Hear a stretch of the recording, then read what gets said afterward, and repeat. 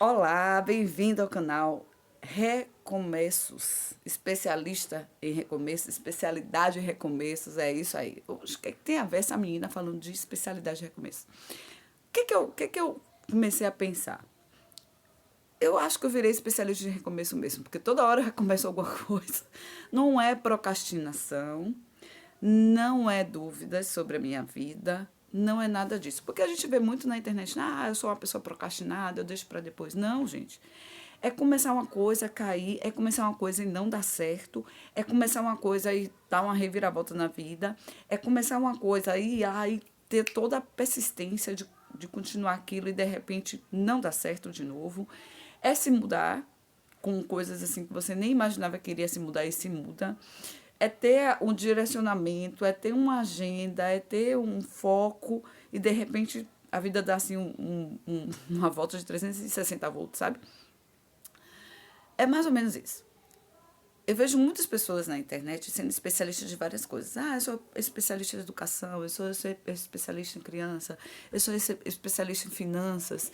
Mas eu nunca vejo uma pessoa especialista em recomeçar o tempo todo, porque toda hora cai.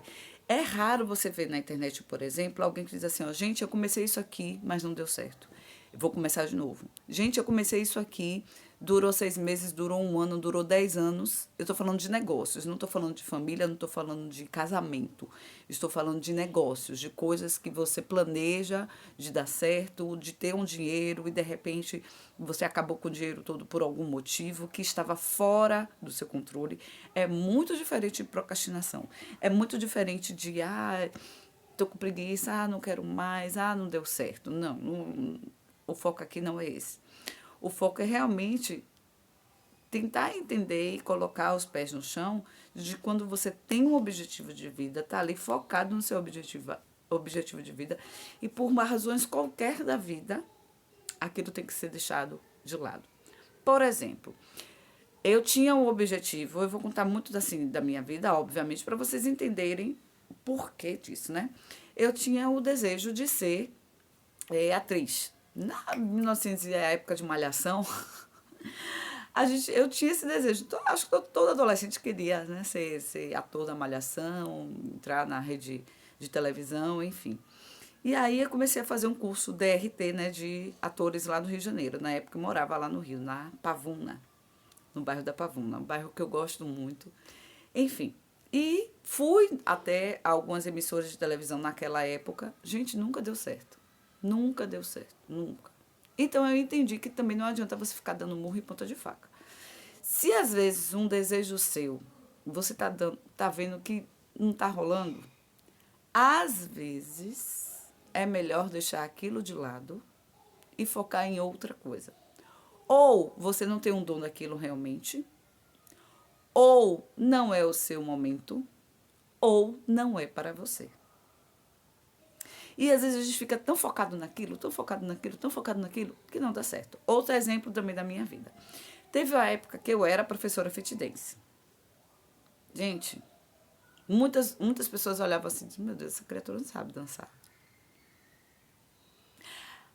Elas estavam certas. Eu gostava mais da questão do fit dance, da folia, né? Da folia, de ter as pessoas ao meu redor, de trazer e levar essa alegria para todo mundo, porque tinha muito isso naquela época. Estou falando de 2014, 2013, lá nos primórdios, né? E eu insistia naquilo. Não era para mim. Eu sempre fui, desde os 14 anos, eu era cristã. E aí teve uma época que eu saí da igreja. Eu digo, quer saber, esse negócio de igreja não dá muito certo para mim, não.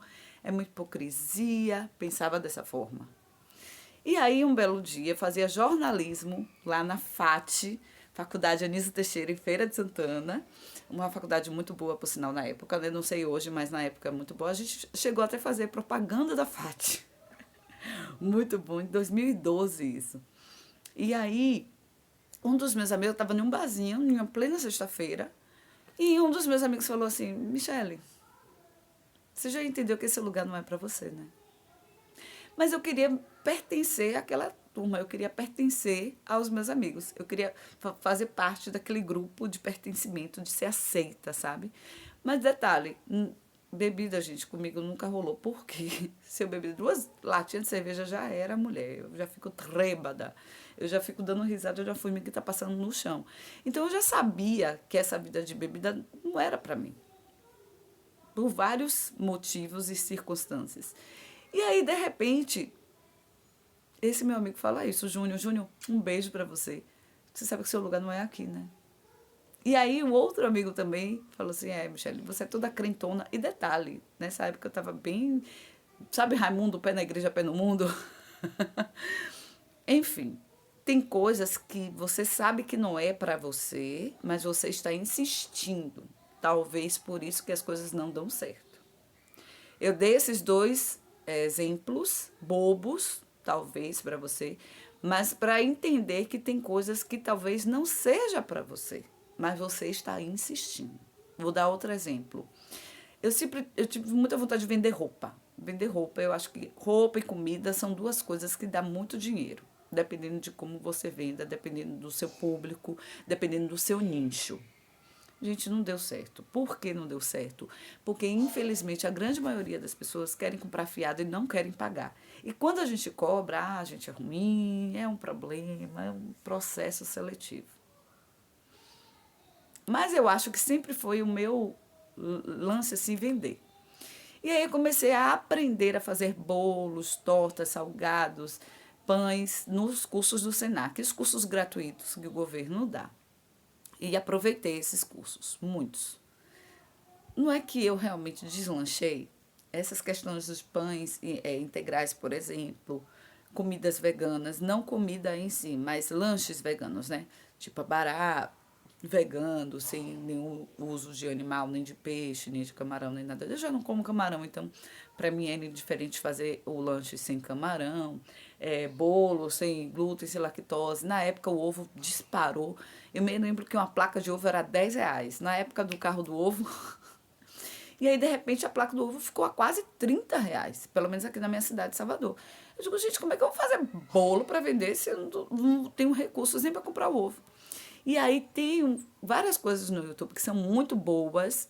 Eu comecei a ver uma Tabata Romero, uma pessoa maravilhosa, ela tem uma receita, Tabata Romero, procura aí. Uma receita vegana de bolo. Eu bem fiz essa receita. Eu digo, olha, quer saber? E tem uma também, Plant Life, que eu também comecei a ver muito, eu amo Plant Life. Juntei as duas, Tabata Romero e Plant Life. Comecei a fazer exatamente as receitas que elas faziam. Mesclava, né? O público vegano, eu fazia muito com Plant Life, obviamente, e o público que não era vegano, eu pegava algumas receitas da Tabata Romero. Gente, comecei a vender pão, bolo, doces, brigadeiros. A minha filha vende brigadeiros junto comigo e é um sucesso. Então, quer dizer, aí eu comecei a me enxergar e enxergar o meu nicho. Outra coisa que eu comecei a aprender também é costurar. A melhor coisa que tem é costurar.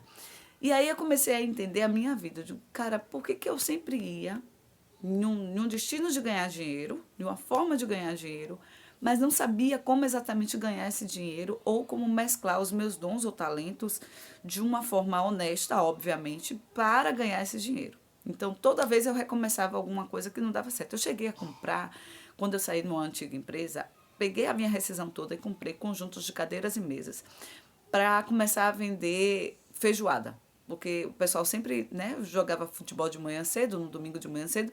Então eu digo, vou fazer feijoada, porque a maioria das pessoas que gostam de jogar futebol de manhã cedo gostam de comer a feijoada ou comida mais pesada assim, né? Tipo, sarapatel, mas eu, como eu não como carne de porco, eu preferi sanar essa questão do sarapatel. E eu digo, vou focar na feijoada. Gente, é ruim porque, para mim, foi o que foi que aconteceu. Sempre o pessoal que joga futebol, que quer comer a feijoada, quer tomar cerveja.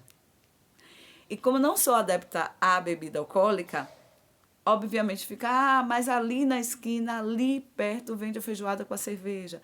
É mais vantajoso para essas pessoas que comem a comida pesada e bebem uma bebida alcoólica junto, quer tomar aquela cervejinha, né? A caipirinha, ficar no mesmo local. Então, para mim, no local que eu estava na época, não foi válido. Eu comecei a pensar de novo, o que eu posso fazer para ganhar dinheiro? Porque só viver de salário mínimo não dá. Sendo mãe solo, pior ainda, porque, olha, por semana são uns R$ 200 só de frutas, legumes e verduras. Eu não sei vocês, mas a minha realidade é, graças a Deus, a minha filha ama frutas. Ela troca uma melancia, ela troca um biscoito recheado, aliás, que ela não gosta, por uma melancia desse tamanho. Então, eu tenho que realmente, eu invisto muito em frutas. Uva, pera, maçã, banana, em uma sentada, a menina come tudo. Então, eu tinha que focar nisso para ter o melhor método de ter o dinheiro e me sustei, obviamente, além do salário que eu trabalhava de carteira assinada. Isso tudo faz lembrar que às vezes você vai, começa um negócio, vai juntando dinheiro e não dá certo. Vai, começa de novo e não dá certo. Eu me lembro muito bem quando eu fui morar sozinha, com pouca idade. Eu não tinha nem cama, mas eu já trabalhava, porque naquela época o menor aprendiz ele assinava carteira, as leis eram muito diferentes das leis trabalhistas de hoje. Então eu fui morar atrás da casa de uma tia minha. E eu me lembro, gente, como a lembrança da gente é um negócio engraçado, né?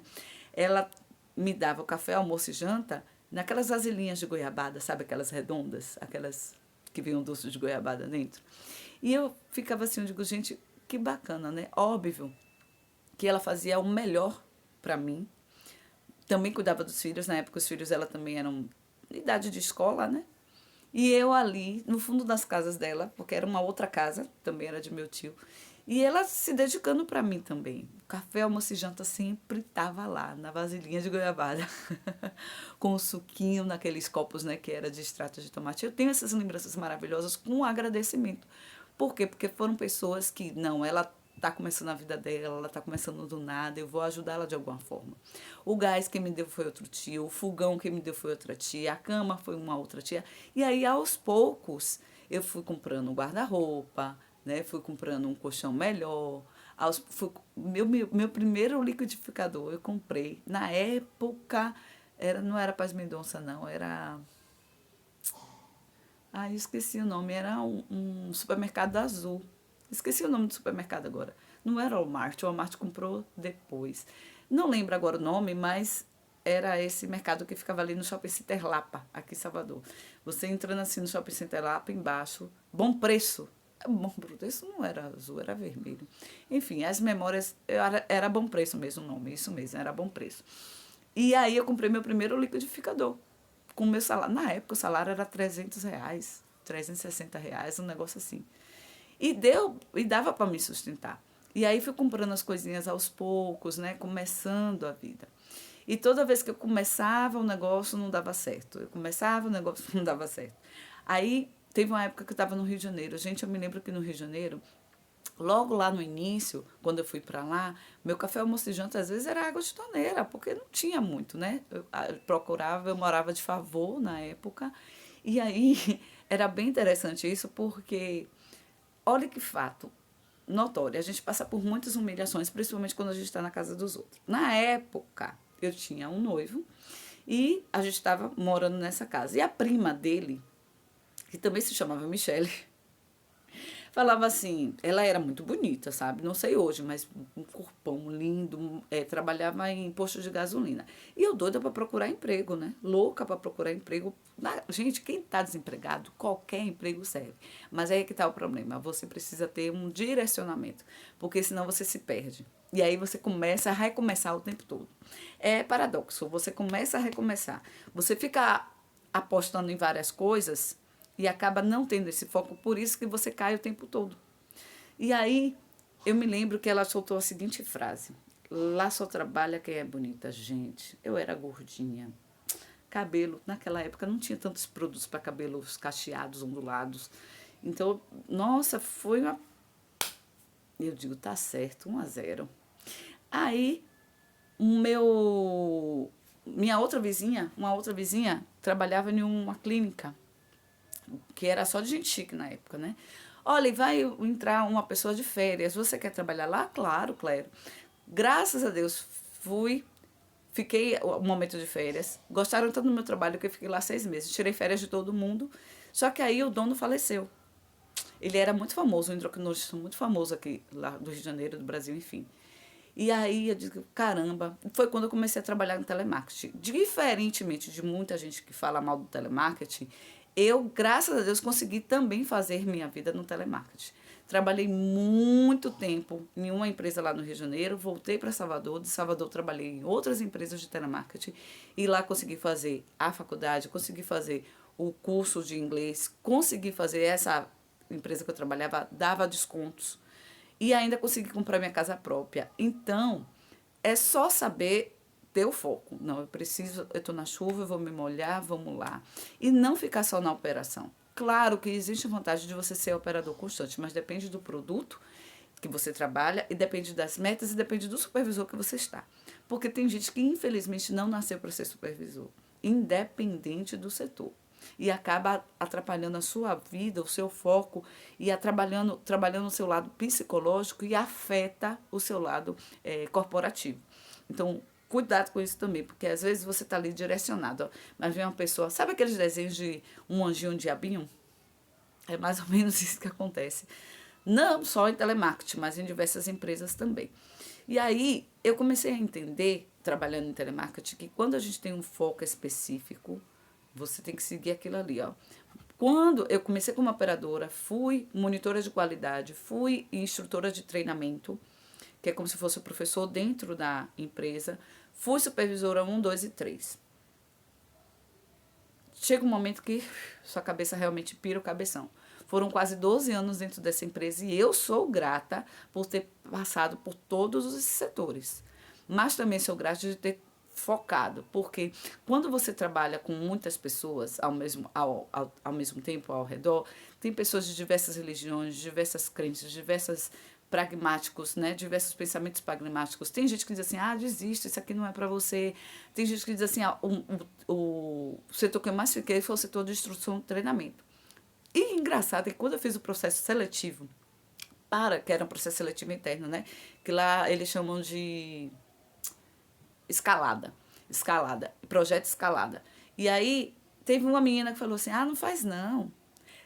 Só é uma vaga, tem 56 pessoas inscritas. Eu caí na besteira de acreditar nessa menina.